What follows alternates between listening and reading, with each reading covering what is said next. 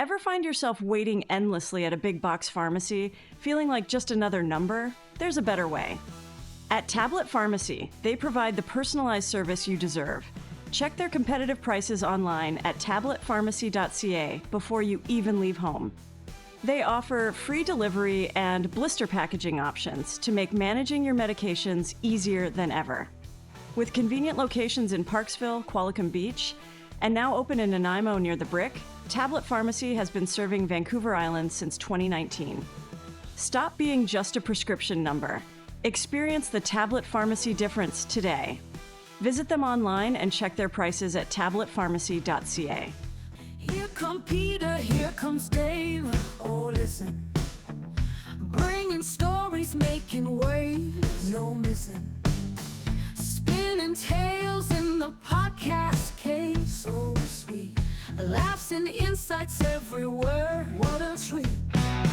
Peter and Dave, they're on the mics, all right. This is the Pulse Community Podcast, bringing you the heartbeat of the Mid-Vancouver Island region. And it's being presented to you by, well, a couple of guys with assorted experience in print and broadcasting, as well as a few other odds and ends. Here's my co-host, a man more odd than end. It's Peter McCully. I'm not sure what that means, but I'll take it as a compliment coming from a guy who says he can't play air guitar anymore because he broke a string. It's Steve Graham. Well, you know, we did that piece recently about the instrument lending program, and now we have coming up a blues segment, so I was inspired to pick up the old air guitar, see if I still had the licks. And how did that go?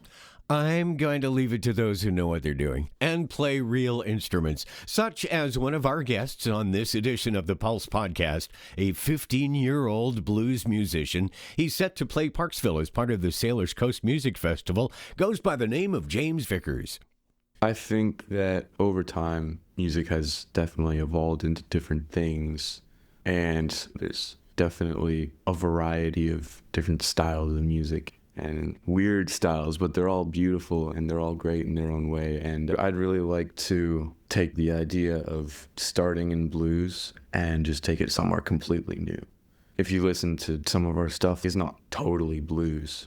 I have these other influences, but I feel like blues music to its soul is very honest and a very real type of music. And it's not perfect, but that's what I love about it, is because we're not perfect, right? Keeping the soul of blues, but having the anger and the bite of rock or grunge and the poetry of rap and the soul of R&B or stuff like that. I'm sounding corny, but that's my dream. We'll talk with Robert Held and Brian Middleton, who are putting together a joint show at the McMillan Arts Center. Trip the Light Fantastic is being billed as an immersive art experience. I wanted to get the people involved in this, and so we're calling this an immersive experience where we're going to have large screens up that interact our paintings together and individually, and you're going to be able to sit down if you want and walk around and be immersed in this light, sound. There's going to be music, and you're just going to be hopefully moved along and enjoy a kind of experience that you haven't had before.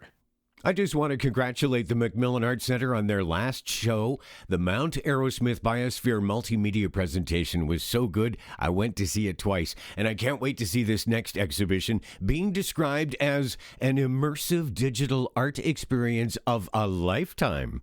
Very soon we'll be making a draw to announce the winner of our Grill, Chill, and Fill contest. Someone will win a Paderno portable propane grill, an Igloo cooler, and a $100 smile card from Thrifty Foods in Parksville. A fantastic prize package, Dave. Perfect for someone who actually knows how to grill.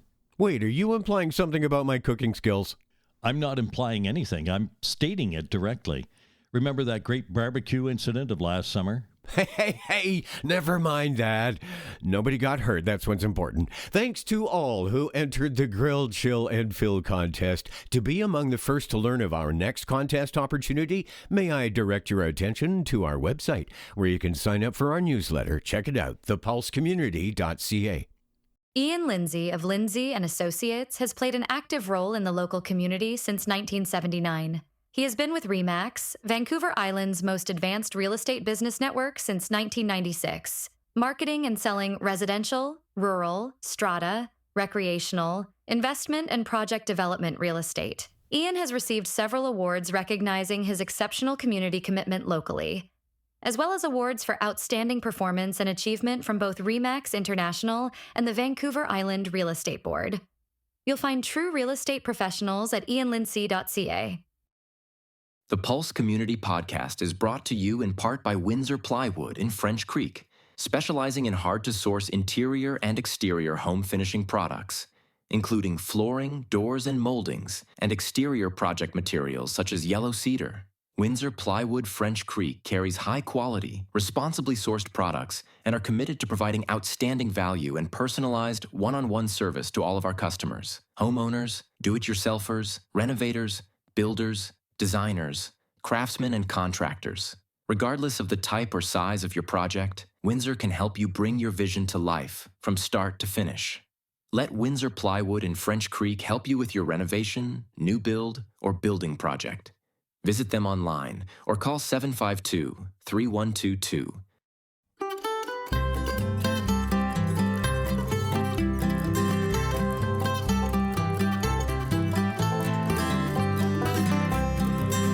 As a young man, I went riding out on the western plains. Stayed in North Dakota, I met my Nellie Kane.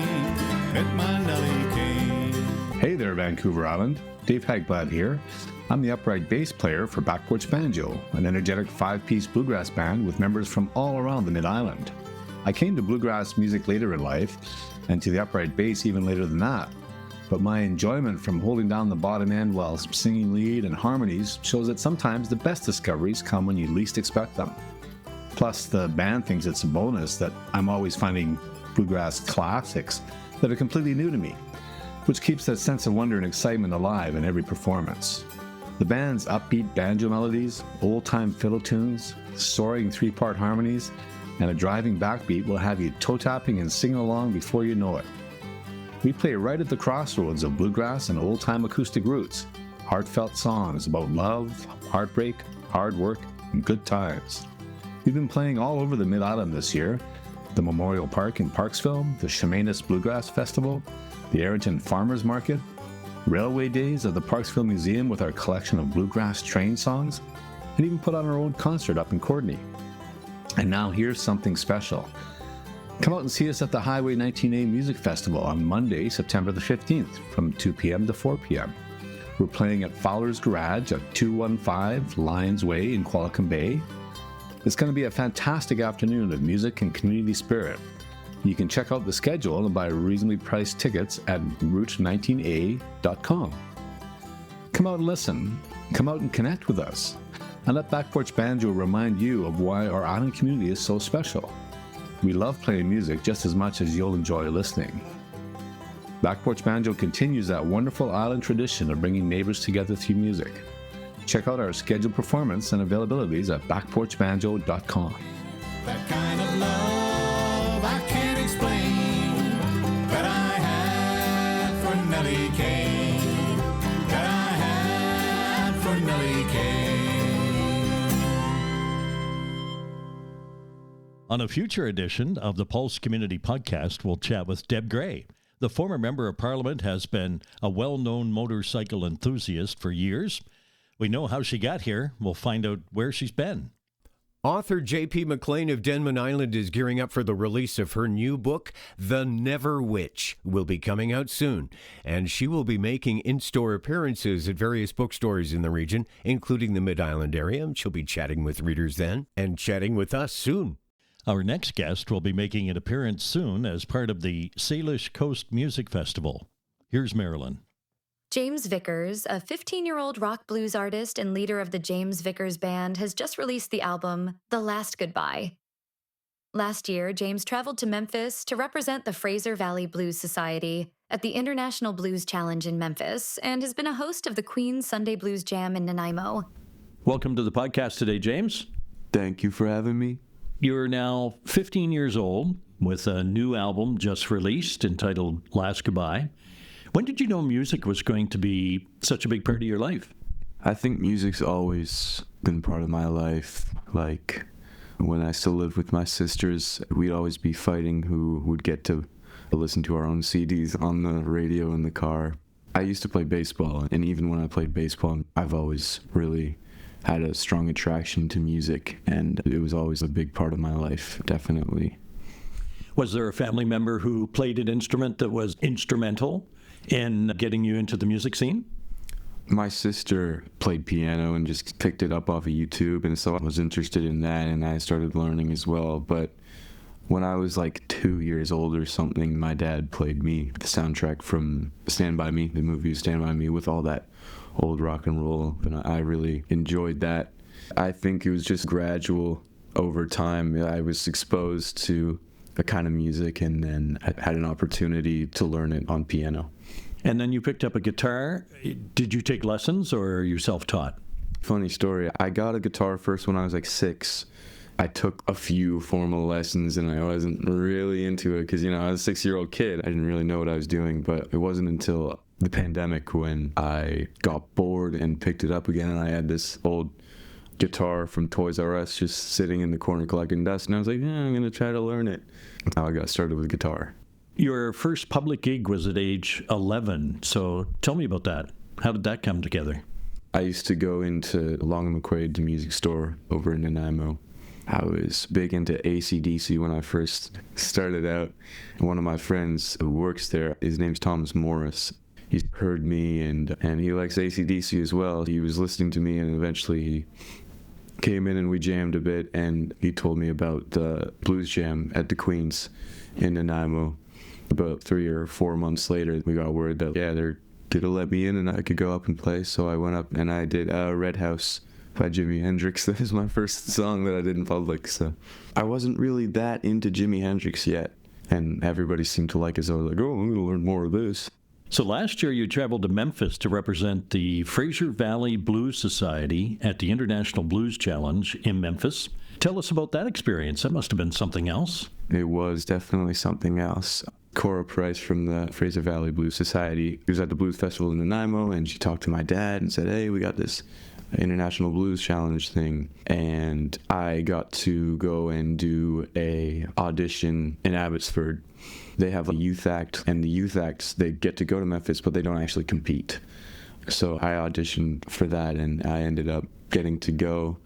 And it seemed pretty daunting at first, but once we got there and got to see everything, it was definitely a great experience because you go down on Beale Street, and our hotel was like just a couple blocks away from Beale Street. So it's every single little bar and club. There's just music everywhere. And it was really cold. It was really cold, but it was still really fun for sure. What did that trip to Memphis teach you about the global blues music community? It was definitely encouraging because here I was one of the only guys my age that was really into blues at that time. Going down there and seeing all the other people my age playing that type of music was really encouraging. Everybody was very talented. Everybody was very nice. I felt very welcomed. I didn't feel like an outsider or anything. It was really great. Made a lot of good friends down there and met a lot of good people as well. You've hosted the Queen's Sunday Blues Jam in Nanaimo, which is pretty much famous. Tell us about that. I'd been going to the blues jams for like quite a while before I got to host. I was just going every Sunday, making friends and meeting a lot of really great musicians. And yeah, that was a dream come true. I'd always envisioned myself hosting, and when I did, it was great. James is a young Indigenous artist in the blues scene. How do you see yourself contributing to both the preservation of traditional Indigenous culture and the evolution of contemporary blues music? I think that over time, music has definitely evolved into different things, and there's definitely a variety of different styles of music and weird styles, but they're all beautiful and they're all great in their own way. And I'd really like to take the idea of starting in blues and just take it somewhere completely new. If you listen to some of our stuff, it's not totally blues. I have these other influences, but I feel like blues music to its soul is very honest and a very real type of music, and it's not perfect, but that's what I love about it, is because we're not perfect, right? keeping the soul of blues, but having the anger and the bite of rock or grunge and the poetry of rap and the soul of R&B or stuff like that. I'm sounding corny, but that's my dream. And as far as carrying on with indigenous influences, we actually did a tour of northern BC, and we went up to Bella Bella, and we went up to Hazelton, and we went up to Prince Rupert, and we wanted to do some touring in indigenous communities. And my great-grandfather was actually from Bella Bella. Just to go back there and to be in my second home was definitely a good feeling, for sure. Do your indigenous roots influence your songwriting and musical expression? And are there any traditional elements of storytelling approaches that find their way into your compositions? For sure. Like you say, storytelling is a really big part of our culture. I've learned from my dad and my uncles and my aunties, and I feel that storytelling in song is very important. And that's another thing in my culture. We use songs to tell stories, right? So I feel like there's definitely always going to be some influence there with the writing and the performance aspects of it. So your first release was an EP, James, and the artwork for the EP was created by Roy Henry Vickers, who's your uncle. Can you tell us about that collaboration and how visual art connects you to your musical vision? We wanted to collaborate with Uncle Roy for the first one just to make it really special. And we figured that people might be drawn to it more because they recognize his artwork and style, and it's really cool because you can see his little signature moons in the musical notes and sitting there playing my guitar. And that was really a dream come true for me because I always wanted to work with him for sure, and yeah, to get to do it was really cool, just keeping it in the family and everything. All the songs on your debut EP and the new album Last Goodbye are written by yourself. And what draws you to write your own material rather than throwing in an odd cover of a blues standard? I was saying before about taking it to a new place. I feel that it's really important to have originals, and just writing music in itself it's like freedom to me, because you can go to a university and they can tell you how to write a song, and I have nothing against that at all. Whatever works. I just love sitting alone with my guitar with the feeling that I can literally do anything I want and I can say anything I want. It's always based in what I'm feeling at that moment. For me, it's a very current thing. It's like I always try to keep writing and keep coming up with new ideas. I'm trying to take it to a place where it's never ever been before, and originals I feel are very important in that process. What comes first? Is it the idea for the lyric, or is it a riff, or is it a melody? I usually start with the guitar stuff first, and it's a very current thing. Like, I'll write a riff, and a lot of the time it'll be what I'm feeling at that moment. Oftentimes I'll come up with a whole instrumental of a song, and then I'll come up with a vocal melody, and I'll write the lyrics to cater to the mood of the instruments and the riff and the melody. The James Vickers Band spans a 55-year age range, from you at 15 to Rick Becker at 70. Does that generational experience strengthen your music, and what do you learn from each band member and their experience? Rick is great. He's like the dad of the group. If ever there's no sound tech at a gig, he knows how to run everything, and he has his own PA system and sound system and everything, so he's very important to the band. And Sarah Vero, she's on drums. Actually, Sarah was on stage when I made my debut at the Queens. I've always had a strong musical connection with her. Carson Mertz as well on the other guitar. When we played a few times, and yeah, we just clicked musically. Also just amazing people, very wonderful people to play music with, and I would take them over anybody for sure. How do you handle the dynamics of being the youngest one on stage when you're playing, or does that all go away when the music starts? It's not really something that crosses my mind too much. I've always been used to being the youngest one in the room, and I'm the youngest sibling as well, so it's something that I've dealt with all my life, and I just try to take it in stride. It's, yeah, I am the youngest one, but that's okay. Don't blink. Yeah. You'll be the oldest one soon. Yeah, there you go. You've shared stages with players like Jim Burns and Crystal Shawanda. What have those musicians taught you about the music business? I'd say that a big thing that I got from both of them is just don't be shy. Go out and do your thing and be unapologetic about it. I've definitely taken that to heart since getting to hang out with them and share the stage. That goes for the business as well. You gotta be confident in yourself and you gotta believe in what you're doing and just be unapologetic with your craft and your talent. And that's a valuable lesson that I've definitely learned from both of them. Who are your primary musical influences, and who do you listen to when your dad is driving you to gigs in the van? First and foremost, Stevie Ray Vaughan would be probably one of the biggest, and of course Jimi Hendrix. I can't go in an interview without talking about Hendrix. Over the past year and a half, he's really inspired my songwriting. I've been really into grunge and like Soundgarden, Pearl Jam, and Alice in Chains. And I feel like that sort of music definitely has some parallels with blues because it's very honest and raw. And a lot of the time it's very angry, which I really enjoy. That raw emotion and the imperfections is what makes it perfect for me. I could sit here for an hour and talk to you about who I listen to. I've been really enjoying R&B and soul and rap and a little bit of jazz, like Stevie Wonder. You can never go wrong with Stevie Wonder. Songs in the Key of Life is probably my favorite album ever. If I've ever had a bad day, I have a turntable and a sound system in my room. I have Songs in the Key of Life on vinyl, so I just throw it on and it makes all the problems go away. But I had it on vinyl too, but I'd hate to tell you how long ago that was. Tell us about your first full-length album, Last Goodbye. How does this project different from your EP that was released the year prior? Both the songwriting and the technical recording side are very different because for the EP, we recorded everything live in the studio. Like the guitar, the bass, and the drums were all we were all in one room just playing together. But for Last Goodbye, I wanted more of a studio sound. I wanted to sound bigger. I wanted more grand production on it, make it feel a little more cinematic, more so than the EP.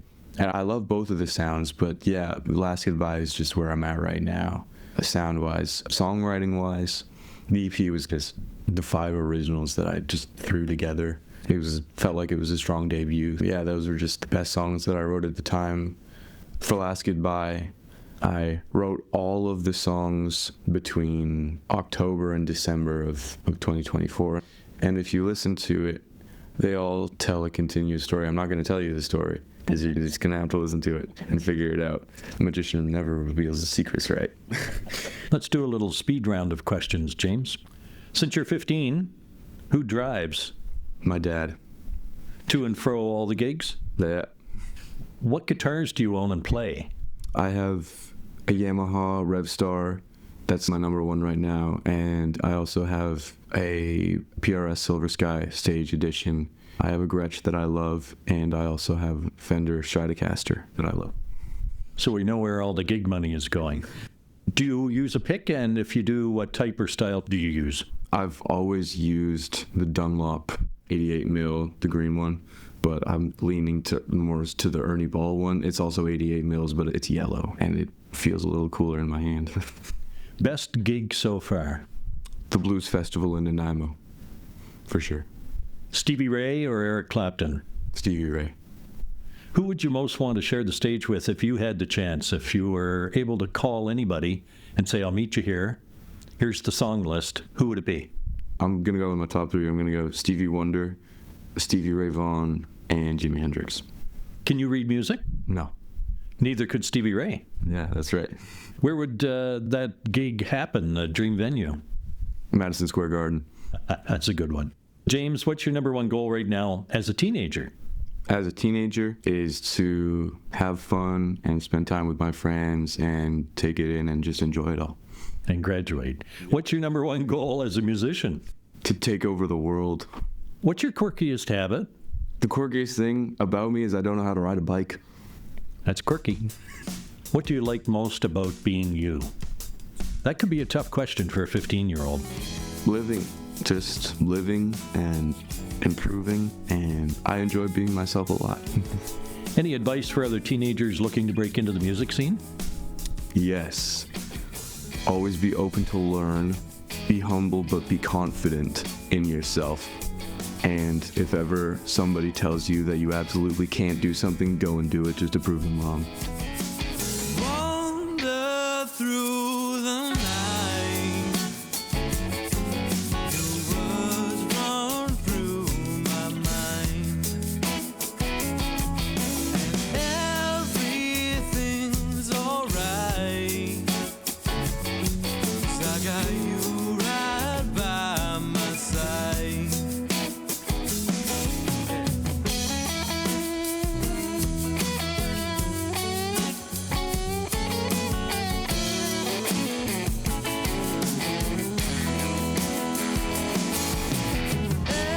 Everywhere I go, everywhere I look, I see your face. And girl, you got me shaking, ain't faking. Up all night thinking what I'm gonna say. Girl, you know it takes time. Time to get it right. Girl, I got the time. The time to make it alright. To make it alright.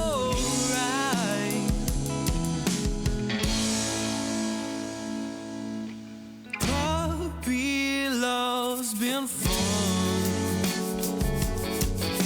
but heartache is soon to come. Stay for one more show,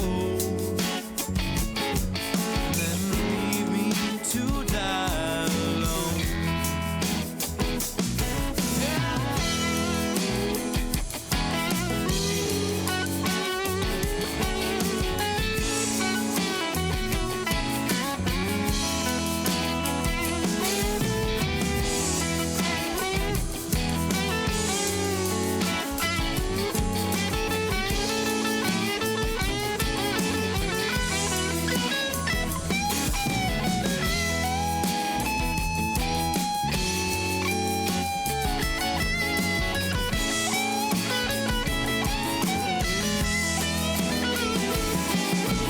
Girl, you know it takes time. Takes time to get it right. And girl, I got the time. The time to make it alright. Looking ahead, James, what's your vision for where you want to take your music in the next few years? Madison Square Garden does sound nice. Yeah, I just want to grow and expand, and I love traveling around Canada or around anywhere. Would be really fun for me, but yeah, I'd want to take it around the world, but I want to take it to a different place and a crazy, amazing, beautiful place that nobody's ever been before. James, thanks for your time. We'll catch you at your next gig. All right, sounds good. Thank you very much for having me. The James Vickers Band will be playing at the Rock the Plaza event in Parksville September 13th. James will be the main act. Yes, at 15 years of age, he's the headliner. He'll be following a warm-up with DJ Connor, who is even younger. Connor calls himself Parksville's youngest DJ. He is 11 years of age. And you know what? He has his own merch. His own merch! That's so cool to have your own merch. The Salish Coast Music Festival is bringing 8 concerts over 6 days, and it wraps mid-September. This is the Pulse Community Podcast, focusing on the mid-Vancouver Island area, and we're open to suggestions or comments, and we're certainly open to sponsorship inquiries. To reach us, go to thepulsecommunity.ca, and from there you can send text, email, or voicemail. At Thrifty Foods, we love to help nonprofits, charities, and schools. Our Thrifty Foods Smile Card bulk program allows organizations to immediately save up to 6% on the purchase of Smile Cards in bulk, allowing you to keep more money in your organization's pockets. Ask for details at Thrifty Foods in Parksville Ever find yourself waiting endlessly at a big box pharmacy, feeling like just another number? There's a better way. At Tablet Pharmacy, they provide the personalized service you deserve. Check their competitive prices online at tabletpharmacy.ca before you even leave home. They offer free delivery and blister packaging options to make managing your medications easier than ever. With convenient locations in Parksville, Qualicum Beach, and now open in Nanaimo near the Brick, Tablet Pharmacy has been serving Vancouver Island since 2019. Stop being just a prescription number. Experience the Tablet Pharmacy difference today. Visit them online and check their prices at tabletpharmacy.ca. We here at the Pulse Community Podcast maintain an ever-growing library of stories for kids. With the Skookum Kids Stories, there's one series that follows a 7-year-old boy by the name of Peter and his dog Gracie. Their latest story involves dealing with balancing digital screen time with maintaining meaningful relationships. Our other series is called The Mellow Submarine, and the latest story has Captain Dave and his first mate Larry the Lobster following a mystery in a story we call The Submarine Time Capsule. You'll find Skookum Kids Stories at skookumkids.com, thepulsecommunity.ca, Apple, iHeart, Spotify, Amazon, and YouTube. For a decade, internationally recognized artist Robert Held maintained a glass art workshop and gallery in Parksville. The gallery closed last year. Since then, Robert has been exploring other forms of creativity. I'll let Marilyn take it from here. Artists Robert Held and Brian Middleton returned to the McMillan Arts Center in their joint show, Trip the Light Fantastic. It's an exciting all-immersive art experience celebrating light, color, and motion in a spectacular and innovative way. Proceeds from their joint exhibition will help to fundraise for the Vital Signs Project at the Oceanside Urgent Care Center. Robert Held and Brian Middleton join us. Welcome to the podcast, Robert. Thank you. And Brian. Pleasure to be here. Thanks, Peter. Robert, you're known for your work in glass art, and Brian, you describe yourself as someone who paints with light. How did your very different artistic paths cross first? Brian and I have danced around for many years, but never got together. And some years ago, he came in and said, let's have a show. And it took me a few years to come from glass to painting again. So I saw him at a concert and asked him if he'd like to have a show together.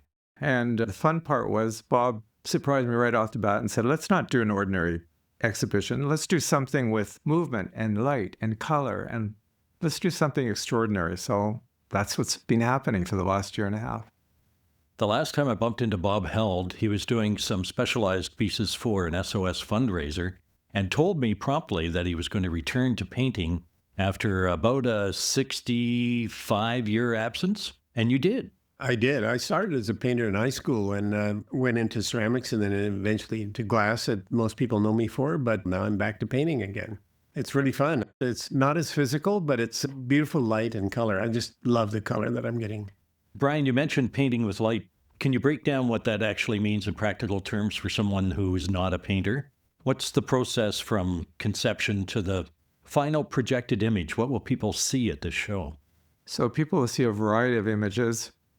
Bob's work is beautiful, abstract pieces of color, and mine varies. One of the things that I focused on, which I didn't know was going to have such relevance, is some paintings on wildfires that I did about 2 years ago when the bluffs on Cameron Lake were first on fire. And I was motivated to capture that, not so much a picture of the mountain and the lake and the fire going on as the feeling that people might be experiencing as I was as an artist, but as somebody who loves this landscape, seeing it lit like that, going over and seeing the mountain from a distance and seeing it brown, and it was shocking. So I felt like I had to do something with that.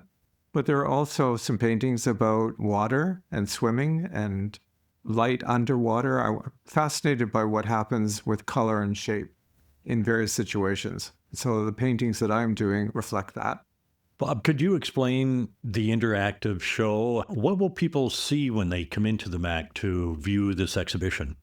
Yes, we're trying to do something different. I was tired of seeing picture after picture on the wall. People would come in, look at the picture, look at the title, and turn around and walk out.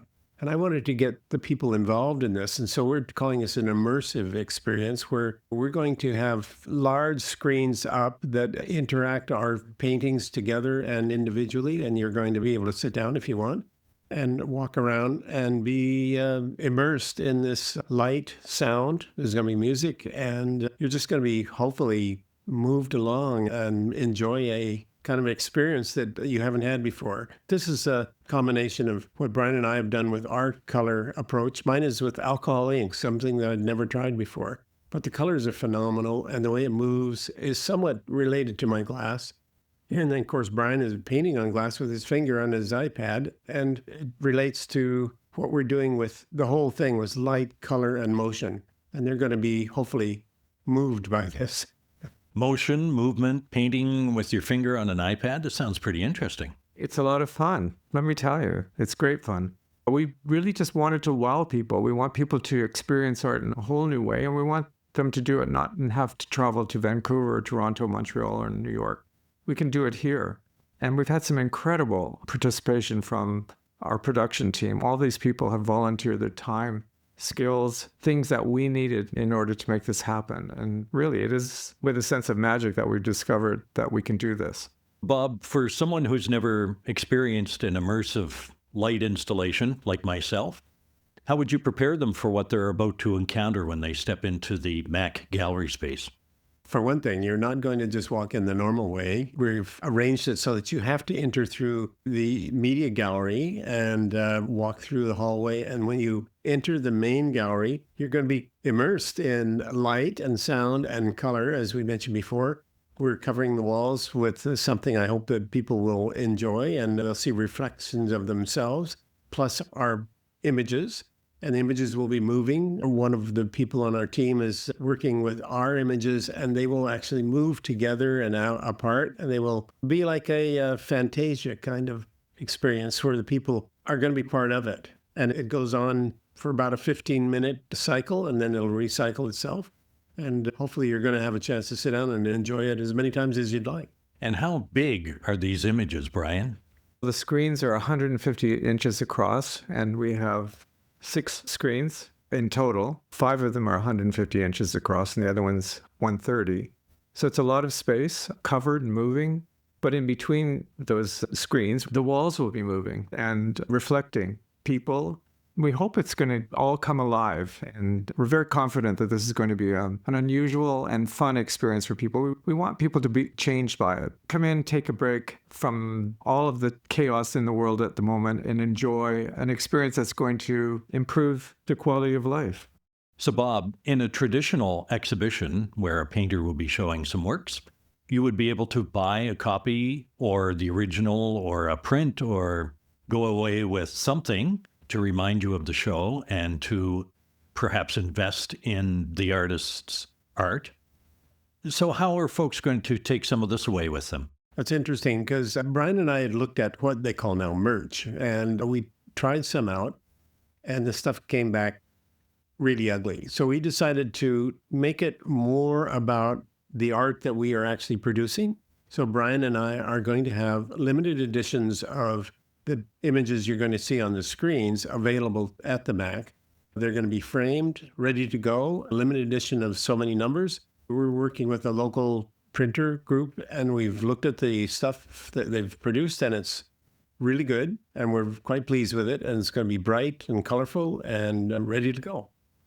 And I understand that this is also a fundraising effort. It is a fundraising effort.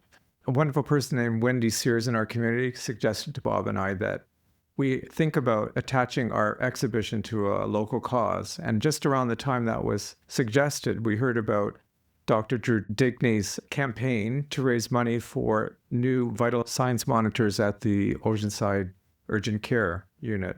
Having all of us being reliant upon that and seeing the growth that's happening recently, I just thought it was a really worthy cause, and we approached the Nanaimo Hospital Foundation and Dr. Digney to allow us to connect our exhibition to their fundraising effort, and we're hoping that people's entry donations will help to support that.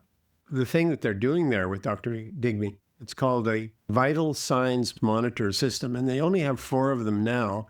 and they're trying to get 37 of them. And the amount of people that are using urgent care now as to when it started some years ago, it's double, triple, quadruple. And the vital signs means that you don't have to actually be there. They can look at what's going on in your system, your heart and so forth, and you don't even have to be there. And I think it's a great new process for people that need to be at home and still have this availability of a doctor looking at what's going on with their vital signs.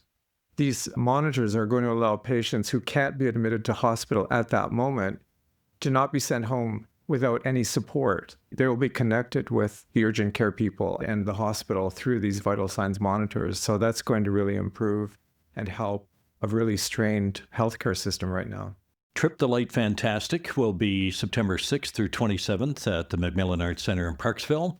2 artists working in different mediums coming together for something digital and a brand new experience. But I can't let either of you go without a couple of extra questions. And one, Brian, for you, is after 40 years of painting, everything fits on your tablet now. And these are recorded as movies or still images? Yes, they're recorded as both. I can export the painting canvas as a still and have that printed up to the size of the screens that we're showing. So they can be done that way. It also means that people can use their television sets with digital art and project them and have them lit, have a painting lit in their room at night with no other lighting on. It's changing the history of art. It's changing contemporary art. So Procreate app allows me to record every brushstroke that I make and every mistake, unfortunately, but that's okay. At one of my shows recently, a man looked at it and kept watching the looped video version of my painting, and he was fascinated, and I said, "What is it you're seeing?" And he said, "Well, I'm watching how your brain works." That was a bit scary. So tell me, what have you done with all the room that you used to set aside for canvases and paints and thinners? And you probably had a pretty good sized room where you had traditional artistic materials. I still have it. And when Bob first came over to meet with me about this show, he looked at my studio and said, "It's awfully tidy. Everything was put away." Well, I still have all those supplies. And when I paint digitally, I'm actually thinking about how it is when I use watercolor or when I'm using a particular brush for oil or whatever surface I'm working on. So I have that experience behind me before I got into digital. And yeah, that's still my reference point. We know Bob held mostly from his career in glass art. I have some pieces of Bob's art at home. Bob, your glass art has been all over the world, as you have been. Who are some of the more interesting people that you got to meet as a result of that career in glass? I guess I should put top of the list would be Her Majesty the Queen Elizabeth. I was able to make something specifically for her, and then I made the piece for the Beijing Olympics. I've got pieces that are all over the world, and a lot of people know me for the little hearts that I used to make, and I started making the hearts many years ago. I have about 1.5 million hearts around the world. People have them. It's all over the place. I see them all the time. In fact, I have the very first piece of Bob's art that I ever bought was a little gold heart, and I bought it in Toronto at the Ontario Craft Council Gallery in Yorkville. Bob came over to visit and looked at it and said, "Oh yes, that's the 24 karat gold from Japan that I put on those particular hearts." It's wonderful working with Bob. It's just a joy to be collaborating with him and working with him and becoming friends through this. This new approach for me from glass, I tried to find something that I wanted to do. I didn't know what I was going to do after I left the glass. And so I found something that had the color, and this was alcohol inks. You use your breath here. I blow through a straw, and I use a hairdryer, and I tilt this stuff, and I rub it with my hands and my fingers, and I get right into the color. It's as close as I can get to doing glass without the heat. I use a glass that I'm working on. I pour the alcohol inks and move them on a sheet of glass and a glass table. So I'm still around glass, but the colors are unique and they're very beautiful. And I think that if you come to this show, you'll see the combination of what I do with Brian, and they meet in the middle like our poster. Trip the Light Fantastic promises to be quite an experience. See it at the McMillan Arts Center until September 28th. Peter, are you going to see the show? Are you ready for an immersive digital art experience of a lifetime? Tell you what, I'm ready for a coffee. Let's push the envelope. Let's make it an experience of a lifetime. Okay, coffee and a muffin. Yes, we are living the life, my friend. Here come Peter, here comes Dave. Oh, listen. Bringing stories, making waves. No missing. Spinning tales in the podcast cave. So sweet. Laughs and insights everywhere. What a treat. Peter and Dave, they're on the mic, so alright. Join the ride, it's gonna feel just